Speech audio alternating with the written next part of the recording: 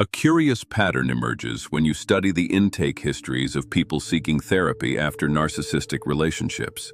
It is not the obvious pattern, not the one about the narcissist's tactics or the empath's vulnerability. It is subtler, and it hides in plain sight. Almost without exception, the person sitting in the therapist's chair did not stumble into this relationship accidentally. She chose it.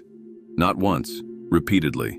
With different names, different faces, different cities, sometimes different decades, but the same essential dynamic, replicated with an accuracy that suggests not misfortune, but design. Not the design of the narcissist, who is merely the latest actor in a recurring production, but the design of something far older and far more intelligent than either participant.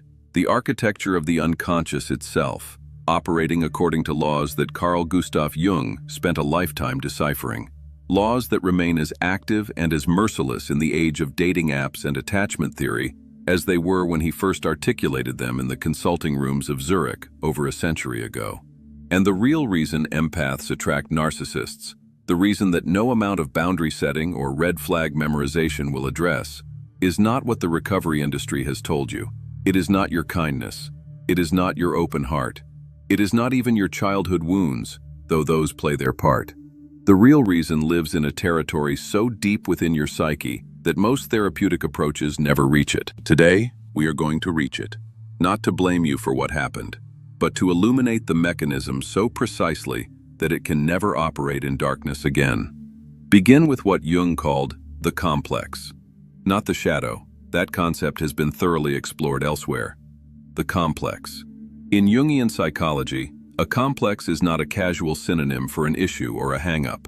It is a living structure within the unconscious, an autonomous cluster of emotions, memories, perceptions, and behavioral patterns organized around a central theme, operating with its own intelligence, its own agenda, and its own capacity to override the conscious will.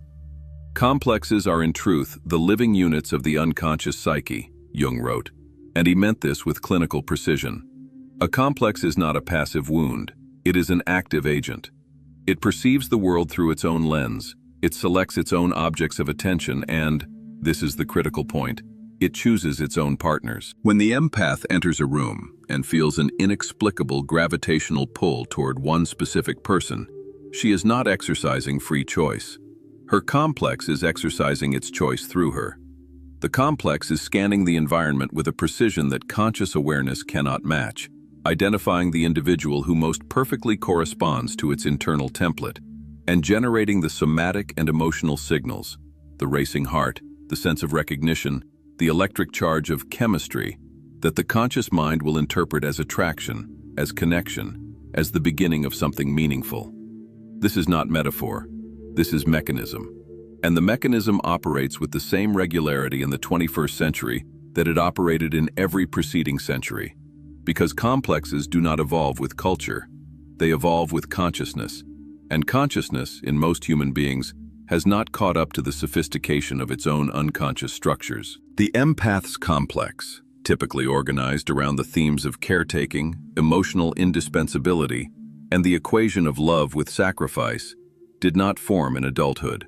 It formed in the earliest years of life, in the pre-verbal, pre-cognitive landscape of infancy, where the developing nervous system was encoding relational patterns not as ideas, but as bodily states, not as beliefs, but as reflexes. The child who would become the empath learned, through thousands of micro-interactions with inconsistent, emotionally unavailable, or overwhelmed caregivers, that love was conditional, that it flowed only when she performed a specific function, when she suppressed her own needs and attended to theirs, when she became the emotional thermostat of the household, regulating temperatures she did not create and could not control. This learning was not intellectual. It was cellular, and it crystallized into a complex, a self-sustaining psychological structure that would spend the next several decades seeking situations that confirmed its core premise, that love requires the annihilation of the self. Jung distinguished between complexes and the ego, but he was careful to note that the boundary between them is far more porous than most people realize. A complex can behave exactly like a secondary personality, he observed, and in the case of the empath's caretaking complex, this secondary personality has a fully developed repertoire of behaviors. It knows how to read emotional cues with extraordinary sensitivity, how to modulate its own emotional expression to match the needs of the other, how to anticipate conflict and diffuse it before it escalates, and, most relevantly, how to identify the specific type of individual whose emotional deficits will activate the complex most powerfully. The narcissist is that individual, not because the narcissist is uniquely predatory, though he may be, but because the narcissist's emotional landscape contains precisely the configuration of need, emptiness, and demand that the empath's complex was built to address. The narcissist does not choose the empath. The empath's complex chooses the narcissist. And the empath, identified with her complex to a degree that makes the distinction between self and complex invisible, experiences this choice as her own. Here is where Jung's insight becomes not merely interesting, but transformative. He understood that the complex does not seek healing, it seeks repetition. The complex is not trying to find a partner who will love the empath properly. It is trying to recreate the original wound, not out of masochism, but out of the psyche's desperate need to make the unconscious conscious, to bring the buried pattern into the light where it can finally be seen, understood, and metabolized. This is the principle Jung articulated when he wrote that whatever is not conscious will be experienced as fate. The empath who has not made her caretaking complex conscious will experience its repeated activation as fate, as an inexplicable pattern of attracting the wrong partners, as a curse, as evidence that the universe is unkind to sensitive people. But it is not fate. It is the complex, operating below the threshold of awareness, constructing reality according to its own internal logic, and the empath is its instrument, not its author. Now consider the concept Jung borrowed from the history of religion and applied to psychological life: inflation. Psychological inflation occurs when the ego identifies with an archetype, when a human being, limited and particular, unconsciously assumes the qualities and the authority of a transpersonal, universal pattern. The empath is peculiarly susceptible to inflation because the archetype with which she most readily identifies is one of the most powerful and culturally reinforced archetypes in the human repertoire, the archetype of the healer. Not the healer as a profession, the healer as a mythological figure, the one who takes upon herself the suffering of others, who transforms pain into peace, who is valued precisely because she absorbs what others cannot bear. This archetype carries enormous psychic energy, and when the ego inflates to contain it, when the empath ceases to be a person who is empathic and becomes, in her own unconscious self-concept, the empathic one, the healer, the light in the darkness, the inflation creates a corresponding deflation that she cannot see. This is the law of psychic compensation that Jung considered fundamental to the structure of the unconscious. Every inflation produces an equal and opposite deflation. The woman who is inflated in her role as healer is simultaneously deflated in her relationship to her own needs, her own darkness, her own legitimate hunger for power, pleasure, and self-prioritization. The inflation is visible.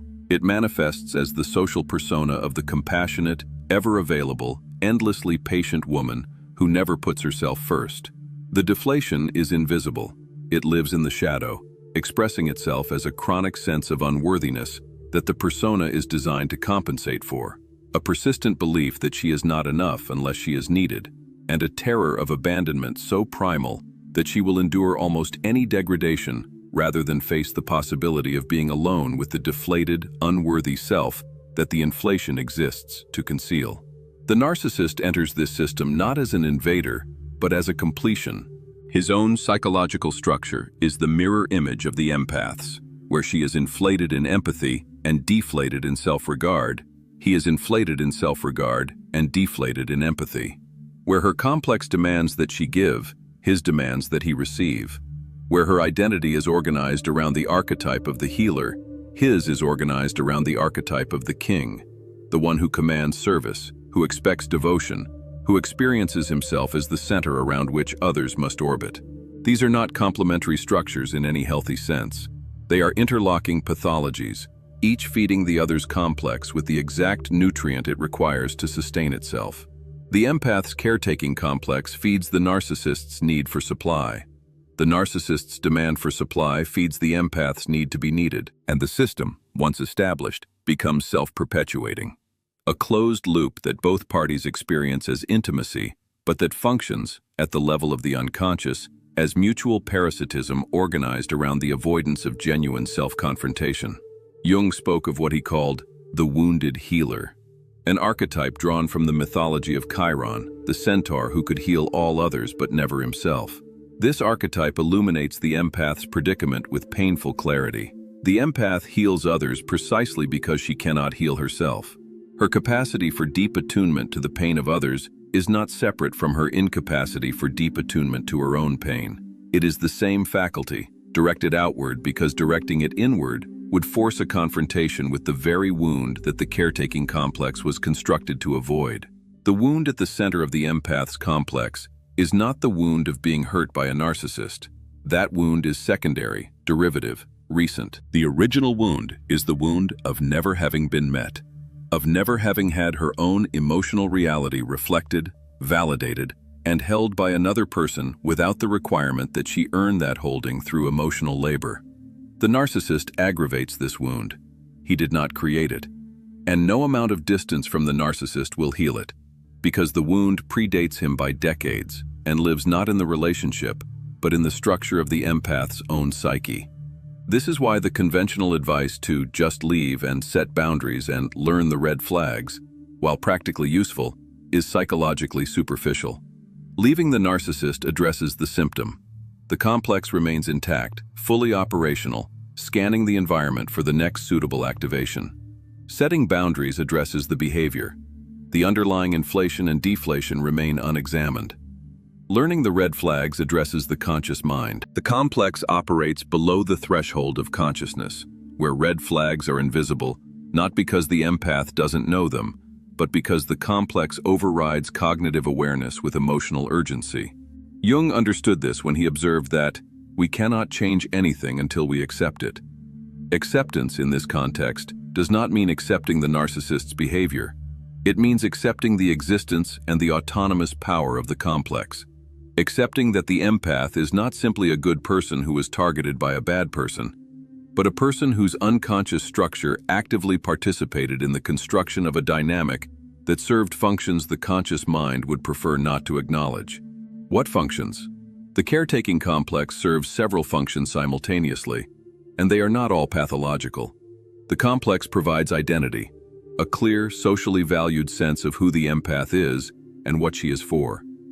The complex provides meaning, the sense that her life has purpose, that her suffering is not random but redemptive, that she is transforming darkness into light through the alchemy of her love. The complex provides safety, paradoxically, because the familiar pain of a narcissistic relationship is less terrifying to the complex than the unfamiliar territory of a relationship based on reciprocity, where the empath would be required to receive as well as give, to need as well as be needed, to be vulnerable without the shield of caretaking. And the complex provides protection against the deepest fear of all, the fear that without the role of healer, she is nothing, that without someone to save, she has no value, that the emptiness the narcissist carries is not his alone, but is also hers, a vast, uncharted territory of unmet need that she has spent her entire life projecting onto others so that she can tend to it from the outside, rather than face it from within. Jung's concept of synchronicity becomes relevant here, though perhaps not in the way that popular culture typically invokes it. Synchronicity, for Jung, was not a mystical coincidence or a feel-good sign from the universe. It was an acausal connecting principle, a meaningful correspondence between an inner psychic state and an outer event that cannot be explained by conventional causality, but that carries psychological significance. The repeated appearance of narcissists in the empath's life is a synchronistic pattern. It is not caused, in the linear sense, by the empath's behavior. She is not consciously seeking narcissists, and her conscious intention is to find a loving, reciprocal partnership. But the inner state, the activated complex, the inflated healer archetype, the deflated self-worth, corresponds meaningfully to the outer event, the arrival, again and again, of the partner who perfectly activates this inner configuration. Synchronicity does not explain the mechanism of attraction in causal terms. It describes the meaningful relationship between the empath's inner landscape and the external figures who populate her relational world. The psyche is not of today, Jung wrote. Its ancestry goes back many millions of years. The empath's attraction to the narcissist is not a modern phenomenon. It is an ancient pattern, rooted in archetypal dynamics that predate individual biography and express themselves through the individual life as if through a vessel. There is another dimension to this that requires acknowledgement, and it is the dimension that recovery culture most strenuously avoids. The empath's own narcissism, not clinical narcissism, not the grandiose, empathy-deficient structure that characterizes the narcissistic personality, but the ordinary, universal narcissism that Jung considered a necessary component of the healthy psyche, the self-regard, the self-interest, the capacity for self-prioritization that every human being requires in order to function. In the empath, this ordinary narcissism has been almost entirely suppressed. It has been exiled to the shadow, labeled as selfishness, and replaced by a compensatory structure, the caretaking persona, that derives self-worth not from the self, but from the service of others. This suppressed narcissism does not disappear. Like all shadow contents, it seeks expression, and it finds expression through projection onto the narcissist, who carries it on his surface in distorted, exaggerated, pathological form. The empath is not attracted to the narcissist despite his selfishness. She is attracted to him because of it, because his unapologetic self-prioritization represents the very quality she has disowned in herself, and the unconscious, in its relentless drive toward wholeness, will always gravitate toward that which has been excluded from the conscious personality. This is the point at which the conversation becomes genuinely uncomfortable, because it asks the empath to do something far more difficult than identifying a narcissist. It asks her to identify the narcissist within, not as a diagnosis, not as a label, but as a recognition that the qualities she despises in the narcissist, his entitlement, his self-absorption, his refusal to sacrifice himself for others, are distortions of qualities she legitimately needs to develop in herself.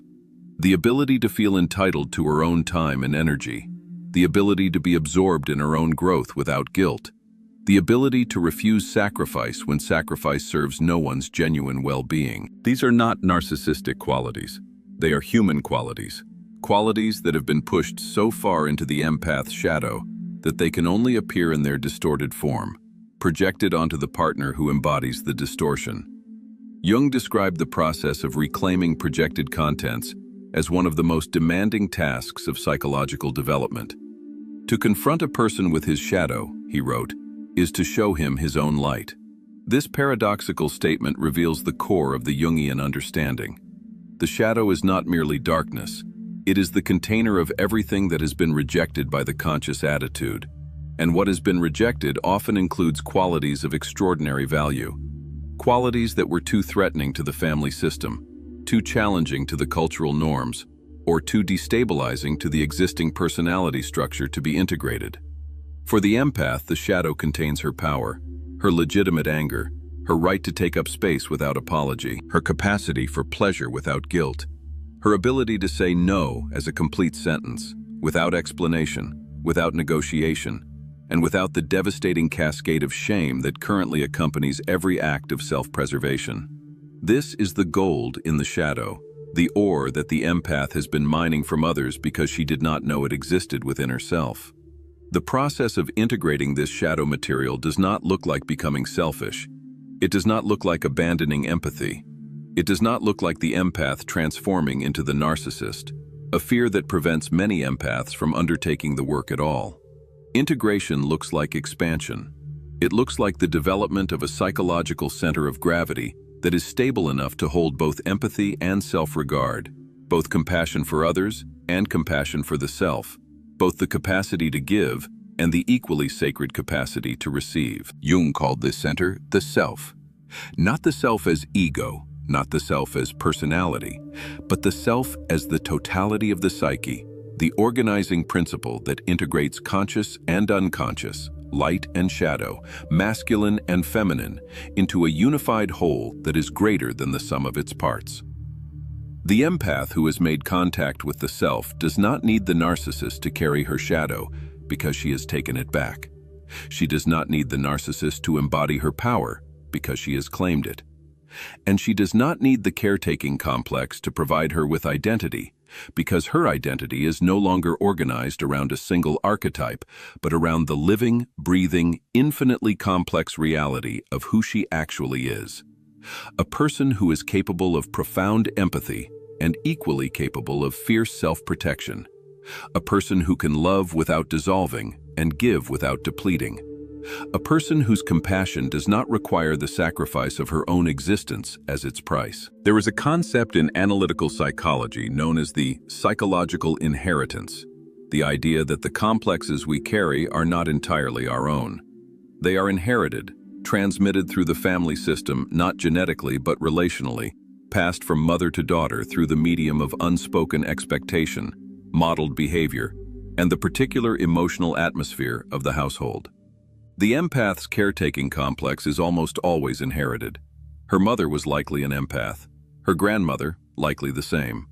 The pattern extends backward through generations of women who learned that their value resided in their capacity to absorb, to soothe, to be the emotional infrastructure of families that could not have functioned without their labor. This is not a personal failing. It is a collective wound.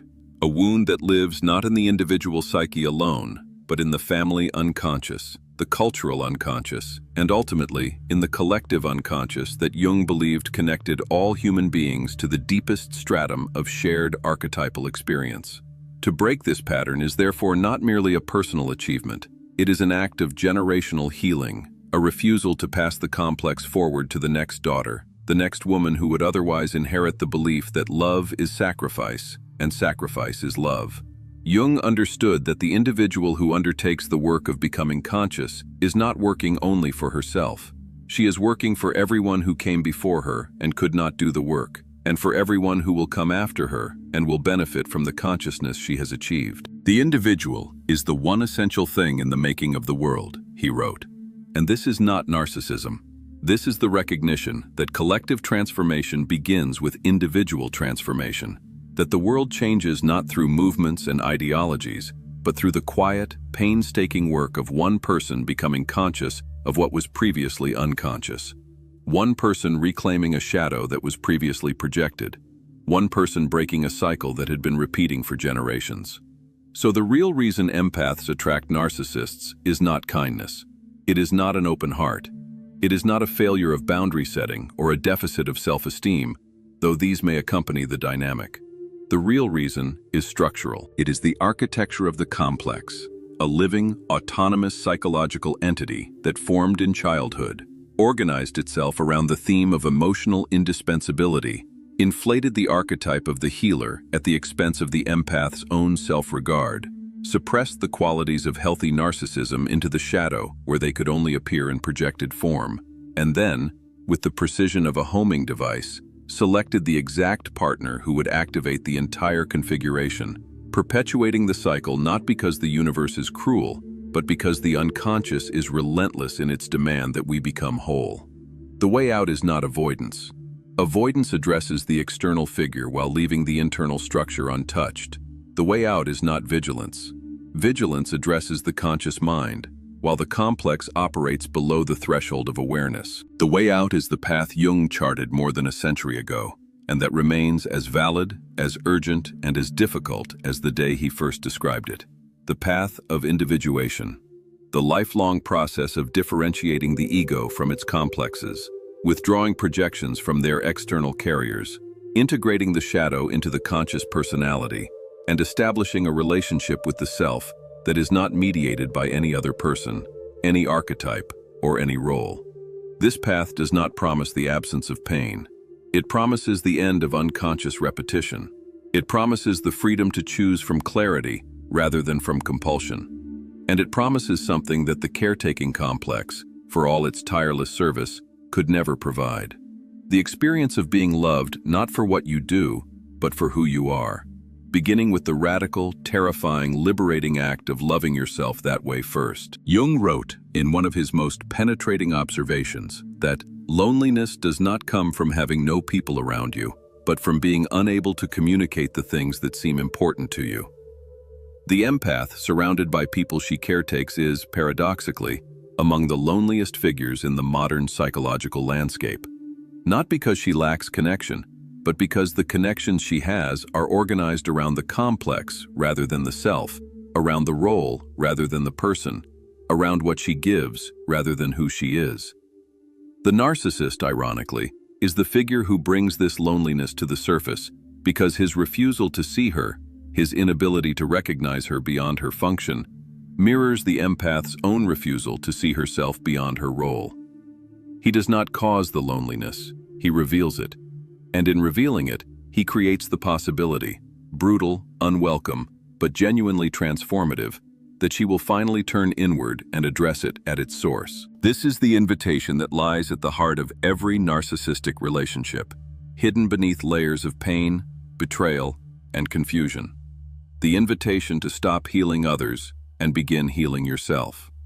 Not as a luxury, not as self-care in the commodified, consumerist sense that modern culture has stripped of all depth, but as the fundamental psychological task of the second half of life, the task that Jung considered the real purpose of human existence, the task of becoming who you were always meant to be, before the complexes and the personas and the archetypal identifications and the generational inheritance convinced you that you were meant to be something smaller, something more convenient, something more useful to everyone except yourself. The narcissist did not bring you this invitation. Your own unconscious did. And the woman who accepts it, who walks through the door it opens, descends into the cellar it illuminates, and retrieves the gold that has been buried there since childhood. That woman will emerge not as a better empath, not as a smarter partner, not as a woman who finally knows the red flags. She will emerge as herself, complete, unmediated, whole. And wholeness does not attract narcissists, because wholeness has nothing missing that a narcissist could promise to fill. Step through the door, the gold is waiting. It has always been waiting, and it was always yours.